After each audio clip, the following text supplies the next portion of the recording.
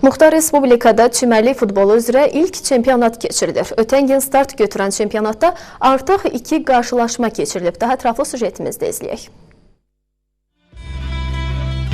Bir ay davam edəcək turniri Azərbaycan Futbol Federasiyaları Assosiasiyası, Naxçıvan Muxtar Respublikası Gənclər və İdman Nazirliyi və Naxçıvan Futbol Federasiyasının birgə təşkilatçılığı, Arazbetin baş sponsorluğu ilə keçirilir. Uzunoba gölü ətrafında yeni inşa olunan çimərlik futbolu meydançasında reallaşan çempionatda 12 komanda iştirak edir.